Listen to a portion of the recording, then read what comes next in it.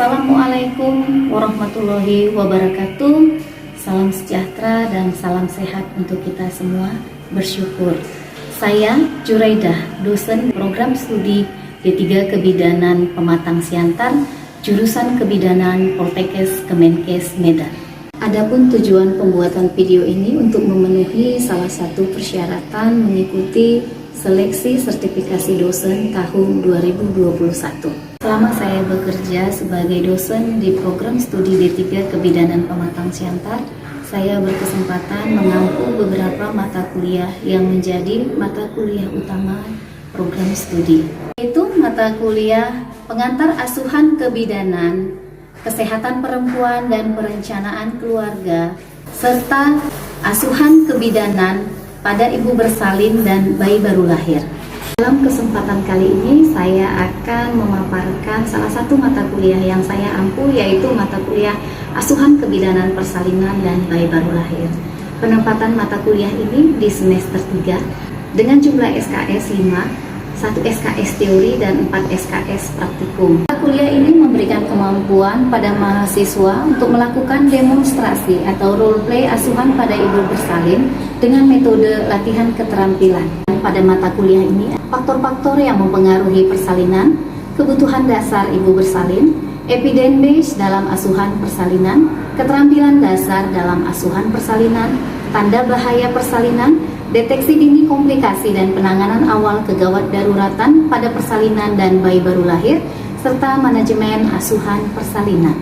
Sistem pembelajaran atau mode perkuliahan untuk pembelajaran teori selama pandemi dilakukan secara daring, dan untuk pembelajaran praktikum dilakukan dengan daring dan luring, terutama untuk keterampilan kritikal dengan tetap memperhatikan protokol kesehatan. Kegiatan pembelajaran atau metode pembelajaran pada mata kuliah ini, yang pertama problem based learning atau tutorial, kedua role play atau simulasi, ketiga discovery learning, selanjutnya kuliah ceramah atau klarifikasi, selanjutnya case study, 6 penugasan, ketujuh demonstrasi, interaksi antara saya sebagai dosen pengampu mata kuliah dan mahasiswa untuk pembelajaran teori selama masa pandemi dilakukan secara daring dengan evaluasi langsung terhadap materi yang disampaikan. Kemudian pembelajaran praktikum dilakukan secara luring dan daring, terutama untuk keterampilan kritikal dilakukan secara luring di laboratorium program studi dengan tetap memperhatikan protokol kesehatan dengan batasan jumlah mahasiswa maksimal 5 orang dalam satu kelompok pembelajaran praktik dengan durasi praktik maksimal 90 menit per sesi praktikum. Pembelajaran praktik menggunakan penuntun praktikum dan aspek ukur dengan menggunakan lembar checklist. Metode pembelajaran praktikum dirancang dengan metode pre-conference, conference, dan post-conference. Kegiatan pre-conference dengan menjelaskan tujuan praktikum dan menyamakan persepsi dengan mahasiswa.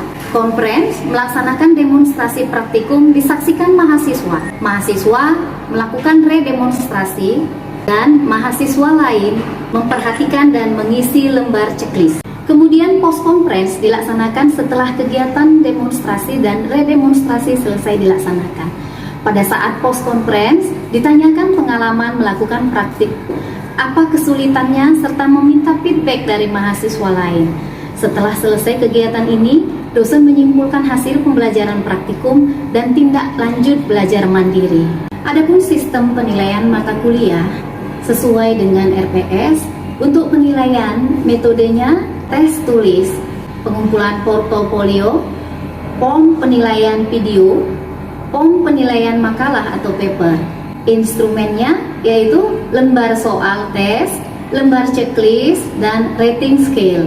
Komponen dan proporsi penilaian untuk teori sebesar 40% dengan rincian tugas 20%, sikap 10%, ujian tengah semester 30%, dan untuk ujian akhir semester 40%. Kemudian untuk penilaian praktikum bobotnya 60% dengan rincian praktek di ujian akhir semester 40%, laboratorium dan lahan praktek 30%, kemudian laporan praktikum 30%. Kriteria penilaian kelulusan dengan nilai minimal untuk dinyatakan lulus atau masuk ke dalam kategori B. Berikut merupakan rekaman salah satu video pembelajaran praktikum dengan topik manajemen aktif pada ibu bersalin kala 3 dalam asuhan persalinan dan bayi baru lahir.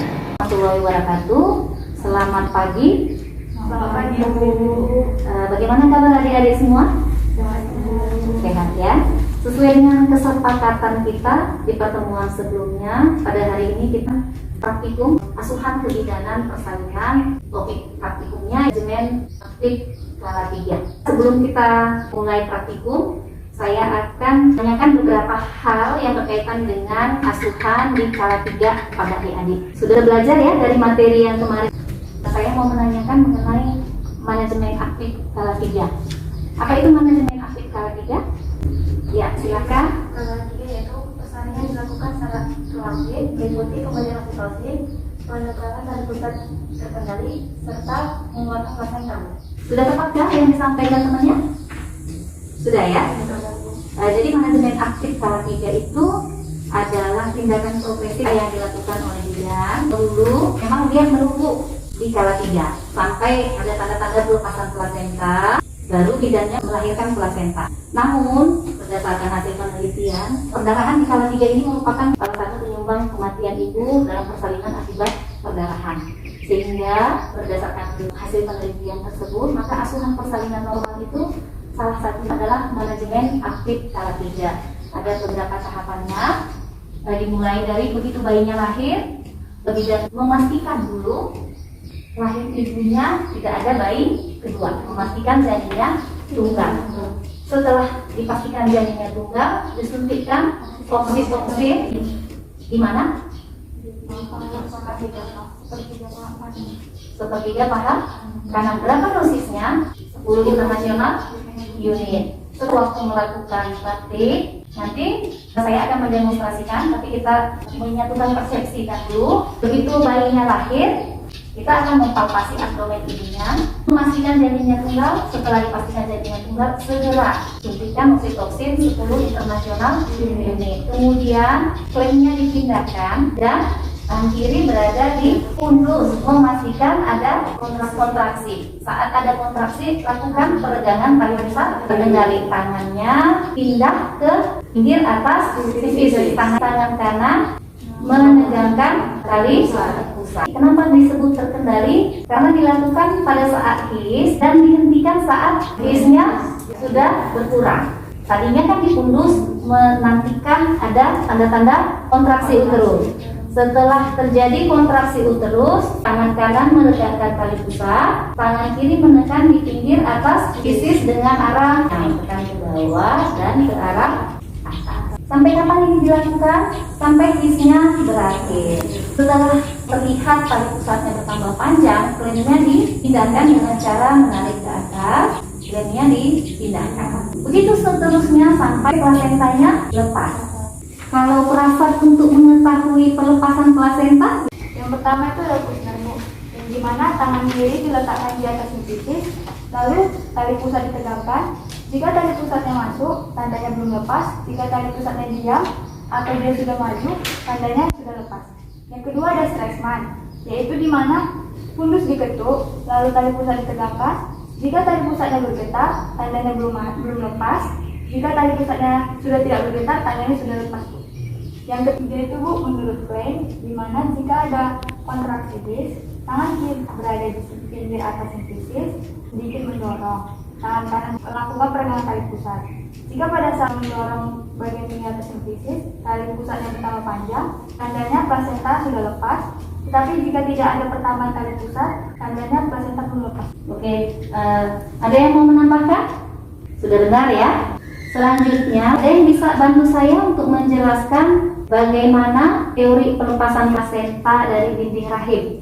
Oke, Cynthia silakan. Teori pelepasan plasenta dari dinding rahim itu, Bu, ada dua teori. Yang pertama, teori dari Scott, di mana pelepasan plasenta itu dari tengah, di mana tali pusat memanjang, darah sedikit.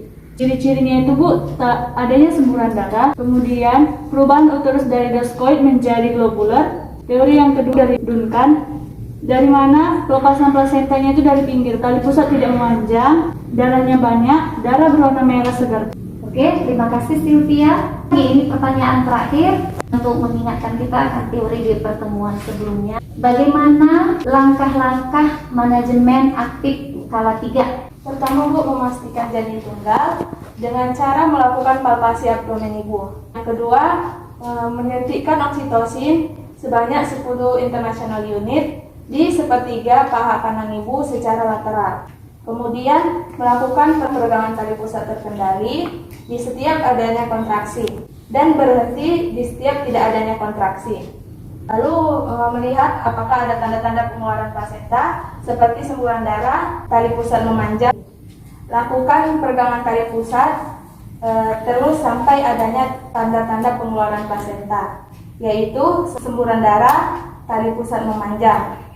Kemudian setelah lahirnya plasenta, lakukan massage sebanyak 15 kali dalam 15 detik di perut ibu secara memutar. Karena ini berkaitan dengan urutan langkah ya. Setelah bayinya lahir, kita melakukan palpasi abdomen untuk memastikan janinnya tunggal, bahwa janinnya udah lahir, tidak ada janin berikutnya di dalam uterus ibunya. Kemudian suntikan oksitoksin 10 international unit di paha bagian kanan ibu, sepertiga bagian atas lateral.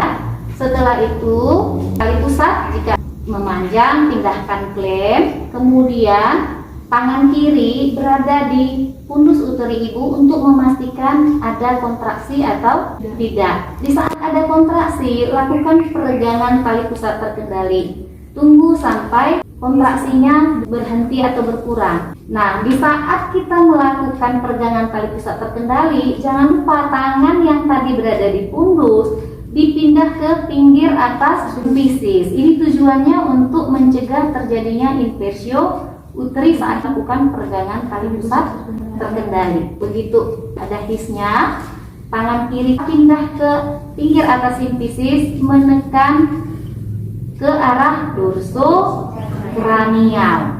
Kapan ini dilakukan? Sampai hisnya berakhir. Ini tetap kita lakukan setiap ada his, sampai nanti ada terlihat tanda-tanda pelepasan plasenta, baru dilahirkan plasenta. Setelah dilahirkan plasentanya, tangan kiri melakukan masase pada uterus searah jarum jam 15 kali dalam 15 detik. Tujuannya untuk memastikan uterusnya berkontraksi dengan baik. Kalau uterusnya tidak berkontraksi dengan baik, namanya atonia uteri. Jadi ketika kita sudah memastikan uterusnya berkontraksi dengan baik, setelah itu kita lakukan pemeriksaan kelengkapan plasenta. Oke, saya rasa sudah cukup. Nanti setelah ini kita lanjut dengan demonstrasi. Saya yang akan mendemonstrasikan. Setelah itu nanti ada adik-adik yang redemonstrasi, yang mendemonstrasikan. Kira-kira siapa yang berkenan nanti untuk meredemonstrasikan setelah saya demonstrasi? Oke, nanti adik Kristensia ya setelah saya melakukan demonstrasi, kita ketemu berikutnya di ruangan sebelah. Ada jarak ya, physical distancing minimal 1 meter dengan temannya. Nah, setelah bayinya lahir, ini kan bayinya diletak di abdomen ibunya. Memastikan janinnya tunggal dengan melakukan palpasi abdomen. Nah, ketika sudah dipastikan janinnya tunggal, kita memberi informasi ke ibunya dan meminta persetujuan bahwa kita akan menyuntikkan oksitoksin. Ibu, saya akan melakukan penyuntikan oksitoksin di paha ibu, gunanya untuk mencegah terjadinya perdarahan pada saat melahirkan ari-arinya nanti ya ibu ya. Nah, setelah ada jawaban dari ibunya, kita melakukan penyuntikan oksitoksin. Tetap dengan teknik one hand ya.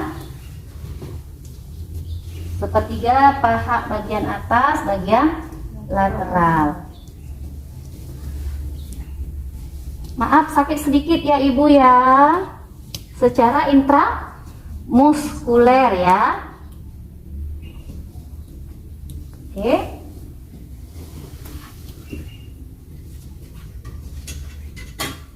Kemudian klaim bila tali pusat bertambah panjang, klaim dipindahkan dengan cara tangan kiri menarik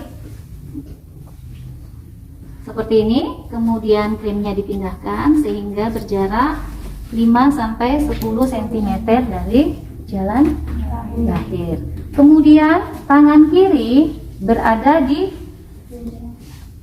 fundus, memeriksa dan memastikan bahwa uterusnya ada kontraksi. Nah, seperti yang saya jelaskan tadi, ketika uterusnya berkontraksi, kita melakukan peregangan tali pusat terkendali. Nah, saat uterusnya berkontraksi, tangan kiri pindah ke pinggir atas simfisis. Tangan kanan menegangkan tali pusat, lakukan peregangan tali pusat terkendali. Tangan kiri menekan ke arah dorso-kranial. Tujuannya untuk mencegah terjadinya inversio uteri saat peregangan tali pusat terkendali. Ini dihentikan saat his atau kontraksi terasa berakhir atau sudah berkurang. Kemudian tangan kiri tetap berada di fundus lagi untuk menantikan adanya kontraksi. Ini dilakukan setiap ada kontraksi, diulang lagi setiap ada kontraksi sampai terlihat tanda-tanda pelepasan plasenta.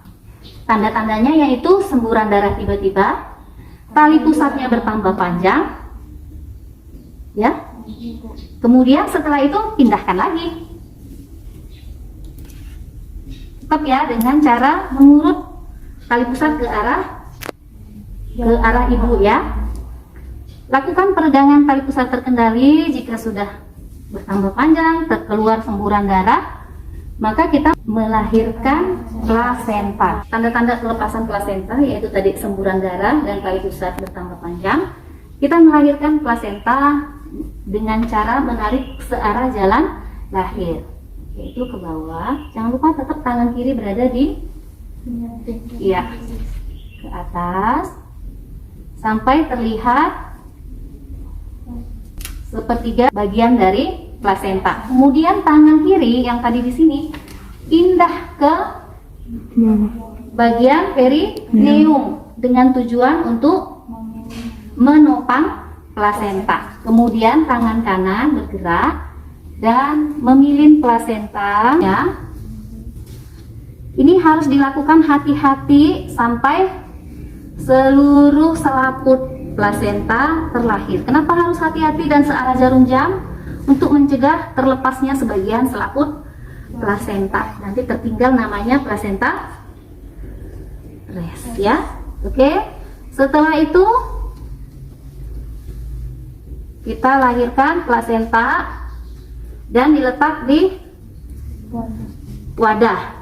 Kemudian kita cuci tangan di larutan klorin. Setelah lahir plasenta, tangan kiri setelah dibersihkan dilap melakukan masase di uterus sebanyak 15 kali dalam 15 detik dengan arah jarum jam. Kemudian setelah kita pastikan uterusnya berkontraksi dengan ciri-ciri uterus teraba bulat dan keras, kita lakukan pemeriksaan plasenta. Yang dilihat itu selaputnya, kemudian kotiledonnya, kemudian jumlah kotiledonnya dihitung ya, kemudian panjang tali pusatnya, kemudian jumlah arteri dan vena, kemudian kondisinya juga kita perhatikan. Oke, sampai di sini ada yang ingin bertanya? Ini sudah cukup jelas adik-adik? Oke, selanjutnya kita akan redemonstrasi. Nanti siapa tadi yang terkena? Presensia silahkan memakai APD. Setelah itu kita akan redemonstrasi ya. Nanti adik-adik yang lain boleh sambil lihat daftar pilihnya masing-masing ketika temennya demonstrasi. Bayi tunggal dengan cara mempalpasi abdomen ibu.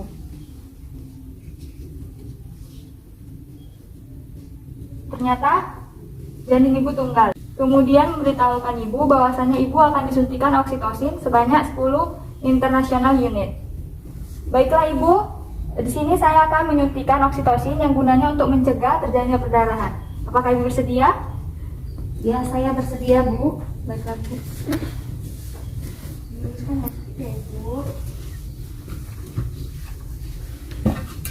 Menyuntikkan oksitosin 10 international unit dengan cara paha kanan ibu sepertiga bagian lateral. Menyuntikkan dengan cara intramuskuler. Sedikit ya Ibu.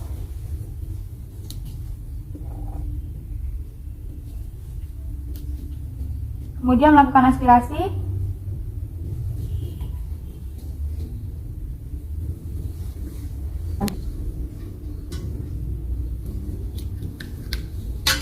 Selanjutnya memindahkan arteri kren dengan cara tangan kiri seperti mengurut tali pusat arah ibu sepanjang 5-10 cm dari jalan lahir.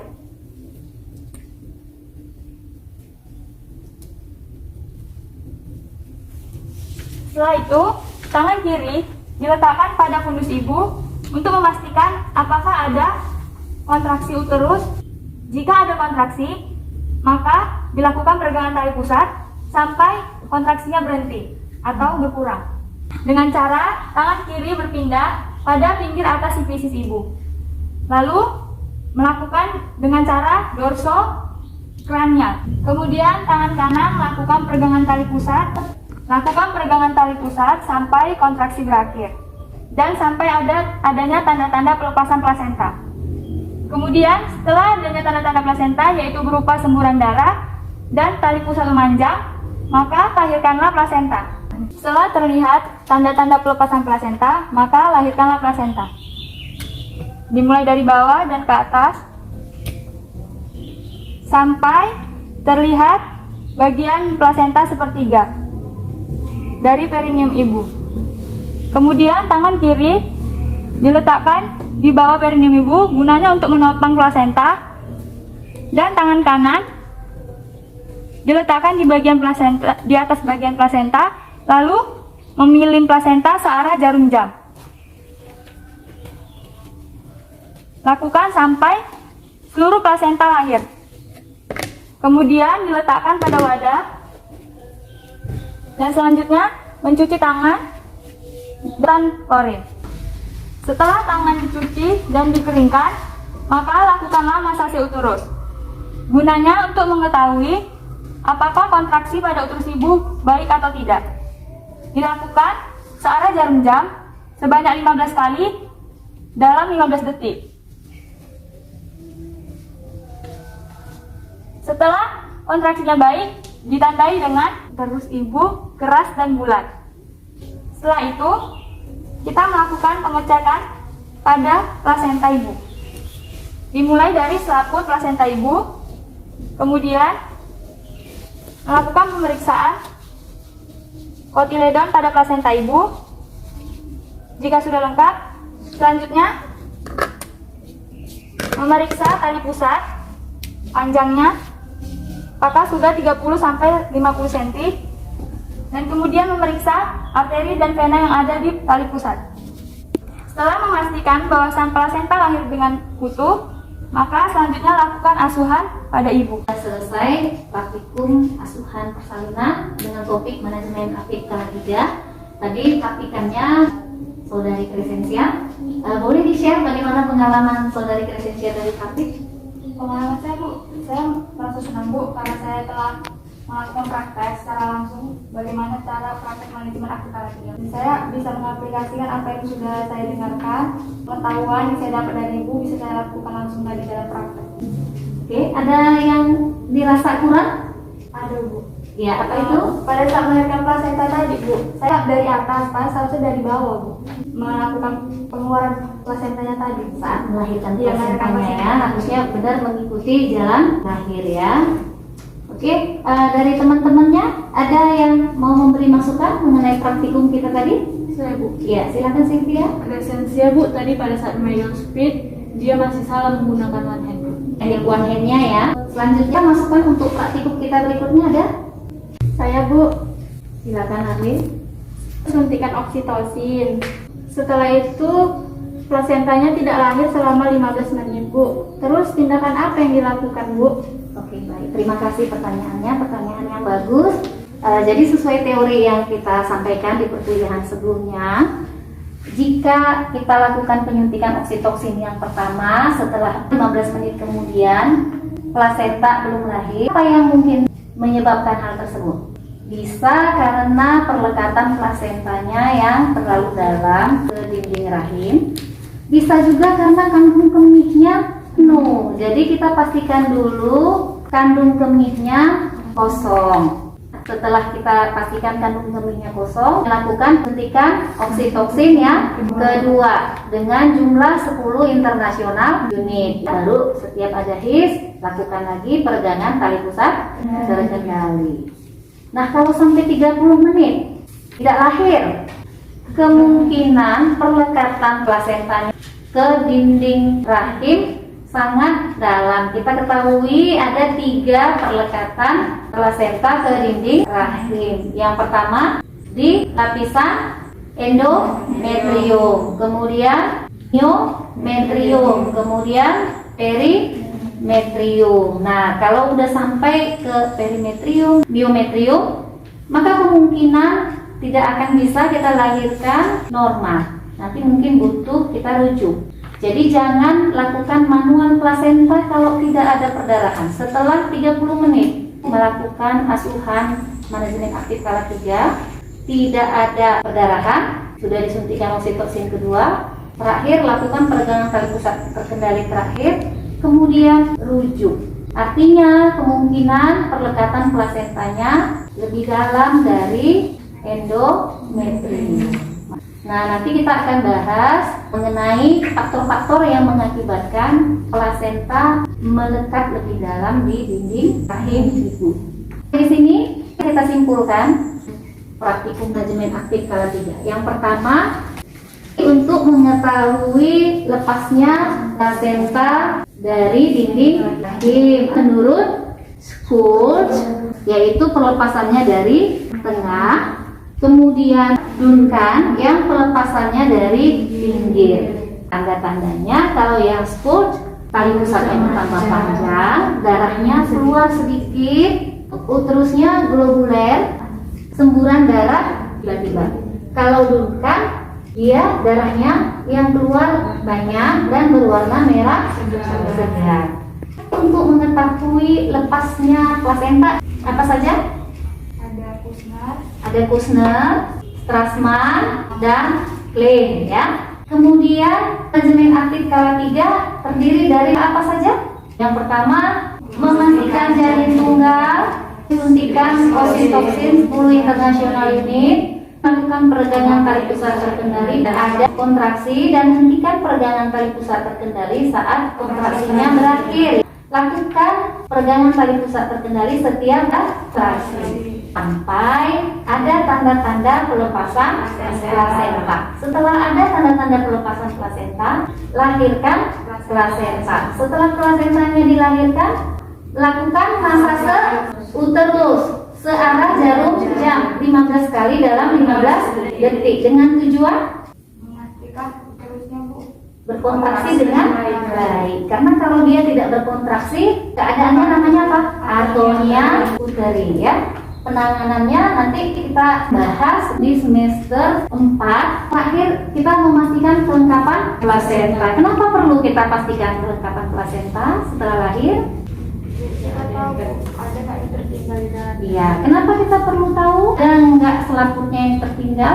Nanti Bu, kalau tertinggal Bu bisa mengakibatkan perdarahan. Ya, jadi sisa plasenta mengakibatkan uterus tidak maksimal berkontraksi, sehingga terjadi atonia uteri yang mengakibatkan perdarahan. Bisa kita simpulkan ya bahwa manajemen aktif skala 3 harus kita lakukan asuhannya pada ibu bersalin dengan tujuan menurunkan kejadian perdarahan. Untuk praktek berikutnya nanti masing-masing bergantian. Saya tetap mengawasi adik-adik untuk praktikum. Jika masih ada pertanyaan, nanti kita akan bahas lagi setelah seluruh adik-adik lakukan praktikum. Oke, terima kasih atas kerjasamanya. Assalamualaikum warahmatullahi wabarakatuh. Selamat pagi. Waalaikumsalam.